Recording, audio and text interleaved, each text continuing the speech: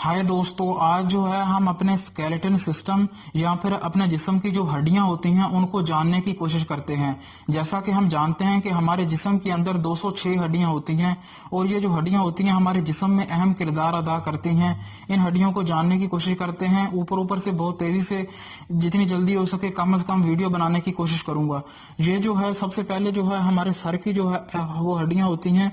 ये जो सर के हैं, ये जो हड्डी है ये इसको हम मैग्जीला कहते हैं। ये ऊपर वाले जबड़ा जिसको है दिखाया गया है, ये जो है ये दांत हैं और इस हड्डी को मैग्जीला कहते हैं।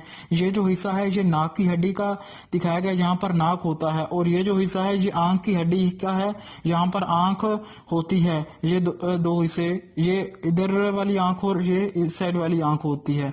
उसके बाद अगर हम देखें तो ये हमारे सर के ऊपर जो होती हैं वो हड्डियां होती हैं जिसको हम फ्रंटल कहते हैं। जो बिल्कुल फ्रंट वाली साइड में जो हड्डी होती है उसको फ्रंटल कहते हैं।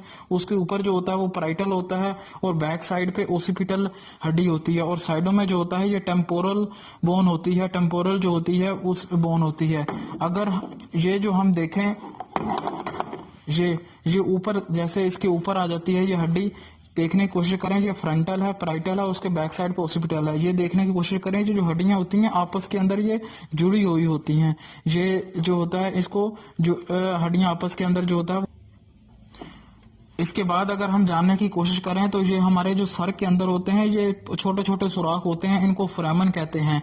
हमारा जो दिमाग होता है वो बिल्कुल इसके अंदर मौजूद होता है। हमारे दिमाग से हम, जैसा कि हम जानते हैं, नर्व्स जो होती हैं वो निकलती हैं। वो इन फोरामन से होती हुई पूरे जिस्म के अंदर जो होता है वो नर्व्स फैल जाती हैं ताकि सिग्नल लेके आए। वो इन्फॉर्मेशन नर्व जो होती हैं वो लेके दिमाग के अंदर आती हैं। दिमाग जो होता है वो फैसला करता है। उसके बाद नर्व जो होती हैं वो वापस मैसेज लेके जाती हैं। ये जो काम होता है ये चंद लम्हे के अंदर ही हो जाता है।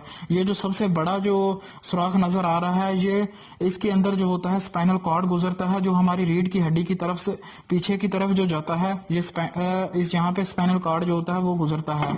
इसके बाद अगर हम जाने तो ये जो होता है ये मैंडिबुलर है। जो नीचे वाला जो होता है वो जबड़ा है, ये इसे हम मैंडिबुलर कहते हैं। ये नीचे वाले जबड़ा होता है। इसके बाद अगर हम जाने तो ये इसके बाद अगर हम जाने तो ये जो है वो स्कैपुला है, जिसे शोल्डर बोन भी कहते हैं। ये जो है हमारा जो होता है बिल्कुल शोल्डर जो बैक साइड के ऊपर मौजूद है, जो हमारे बाजू को जो होता है वो जोड़ता है। तो ये स्कैपुला, ये इसे शोल्डर बोन कहते हैं। इसके बाद अगर हम जाने तो ये स्टेर्नम होती है। ये छाती की हड्डी होती है जो बिल्कुल छाती के ऊपर मौजूद होती है। इसके एक साइड के ऊपर तो पसलियां होती हैं, दूसरी साइड के ऊपर जो होती है वो वर्टिब्रा लगी होती है। ये जो है ये पसली की हड्डी है, जिसे रिब्स कहते हैं। ये जो एक तरफ से ये जो होती है ये छाती वाली स्टर्नम से जुड़ी होती है और दूसरी तरफ से जो है ये वर्टिब्रा से, रीढ़ की हड्डी से जुड़ी होती है। ये इसे कॉलर बोन या क्लेविकल बोन कहते हैं। ये जो बोन होती है ये हमारे बिल्कुल इस जगह पे मौजूद, ये जो है क्लेविकल बोन इसे कहते हैं। ये क्लेविकल बोन होती है। इसके बाद अगर हम जाने तो ये वर्टिब्रा है, जो जिसे हम रीढ़ की हड्डियां भी कहते हैं। ये इसमें रखा गया जो सबसे ऊपर वाली जो हड्डियां होती हैं रीढ़ की, जो उसे हम सर्वाइकल बोन कहते हैं। उसके बाद जो होता है वो थोरैसिक बोन होती है। उसके बाद जो होता है वो लंबर होती है और उसके बाद सैक्रम, ये जो है वो सैक्रम बोन है। उसके बाद कोक्सीजियल बोन होती है। अब अगर हम वर्टिब्रा को जानने की कोशिश करें तो ये हर वर्टिब्रा, जो सर्विकल वर्टिब्रा होती है वो अलहदा होती है। जो थोरैसिक वर्टिब्रा है वो थोड़ी सी और मोटी हो जाती है। जो लंबर वर्टिब्रा है वो और ज्यादा मोटी हो जाती है, जो बिल्कुल हमारे नीचे वाले हिस्से बैक में मौजूद होती है, उसे लंबर वर्टिब्रा कहते हैं। इसके बाद अगर हम जानने की कोशिश करें तो ये जो है ये ह्यूमरस है और ये दो आगे जो बोन है ये रेडियस और अल्ना है। ह्यूमरस जो बोन होती है ये हमारे बिल्कुल शोल्डर, यानी कि इस जगह पे ये ह्यूमरस बोन लगी हुई होती है। उसके आगे जो ये दो जो बोन है ये बिल्कुल आगे की तरफ दो छोटी बोन होती हैं जिसे रेडियस और अल्ना कहते हैं। इसके बाद हमारा जो होता है वो हाथ आ जाता है। अगर हम अपने हाथ को जानने की कोशिश करें तो हाथ को कार्पल, मेटाकार्पल और फलेंजीज में डिवाइड किया जाता है। ये जो छोटी छोटी बोन्स होती हैं ये हमारे बिल्कुल हाथ की जो रिस्ट होती है और हाथ हाथ के बिल्कुल दरमियान में ये छोटी छोटी बोन होती हैं।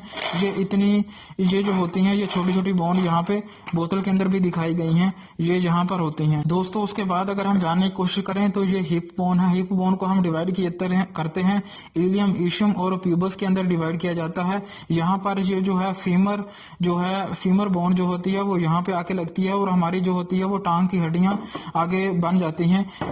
जो टांग की हड्डी होती है उसके आगे टीबिया और फेबुला जो होती है, ये दो हड्डियां जो होती हैं ये नीचे इसके जो होते हैं नीचे जाके लगती हैं और ये टीबिया और फेबुला बना देती हैं। इसके बाद हमारे जो होता है वो पाँव की जो हड्डियां हैं वो बनती हैं। पाँव की भी उसी तरीके से ये हमारे जो उंगलियां होती हैं उनके बिल्कुल पहले की तरफ जो हड्डियां होती हैं वो हड्डियों को दिखाया गया है। दोस्तों जैसा कि हम जानते हैं हमारी जो हड्डियां होती हैं वो कैल्शियम, फास्फेट और दूसरे मिनरल से मिलकर बनी होती हैं। तो हमारी हड्डियों को मजबूत रखने के लिए हमें ये चीजें खानी चाहिए। हड्डियों की बहुत सारी बीमारियां भी हो जाती हैं। अगर हम हड्डियों को देखें तो जो लॉन्ग बोन होती है इसको हम डिवाइड करते हैं एपीफिसिस, मेटाफिसिस और डायफिसिस में। हड्डियां जो होती हैं ये हमारे खून सेल जो होते हैं वो भी हमारी हड्डियों से बनते हैं। जो हड्डी का अंदर जो होता है वो गूदा होता है, हड्डी के गूदे से जो होता है वो हमारे जो होते हैं वो खून सेल्स बनते हैं, जिसकी वजह से हड्डियां मजबूत होना और हड्डियों की जो जरूरी चीजें होती हैं वो खानी चाहिए ताकि हड्डियां जो होती हैं वो ग्रोथ कर सकें और हड्डियां मजबूत हो सकें। इसके अलावा अगर हम हड्डियों की जो होती हैं बीमारियां जानने की कोशिश करें तो हड्डियों की बहुत सारी बीमारियां हो सकती हैं। अगर बहुत ज्यादा जो कॉमन बीमारियां होती हैं वो हम अगर जानने की कोशिश करें तो हड्डियों के ये जो जोड़ होते हैं, यहाँ पे ये जो हड्डी होती है यहाँ पर जुड़ी होती है एक दूसरी हड्डी के साथ।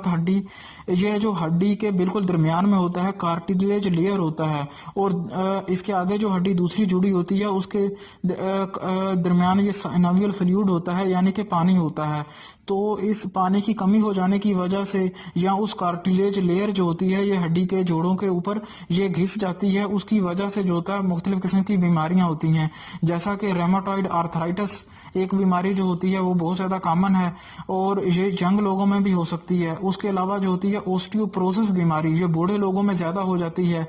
जब रेस्ट करते हैं तब भी ये दर्द होता है जोड़ों के अंदर, तो ये ओस्टियोपोरोसिस हो सकती है। उसके बाद एक और बीमारी है जिसे हम गाउट बीमारी कहते हैं। इस हड्डी की बीमारी के अंदर हमारी जो हड्डी के जोड़ होते हैं, ज्यादातर ये जो छोटे जोड़ होते हैं जैसे हाथ और पाँव के जो जोड़ होते हैं, इन जोड़ों के दरमियान जो होता है वो सबसे पहले जो होता है इन जोड़ों के दरमियान जो होता है यूरिक एसिड जो होता है वो आके जमा हो जाता है, जिसकी वजह से हड्डी के जोड़ों में जो होता है वो दर्द होता है। यूरिक एसिड जमा हो जाने की वजह से जो दर्द हो उस बीमारी को हम गाउट कहते हैं।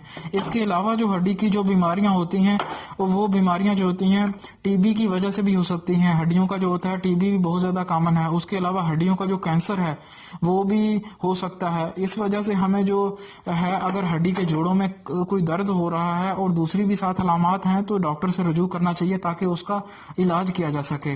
सही खाना खाना चाहिए, जो कैल्शियम और फास्फेट है उसकी रिक्वायरमेंट पूरी करते रहना चाहिए।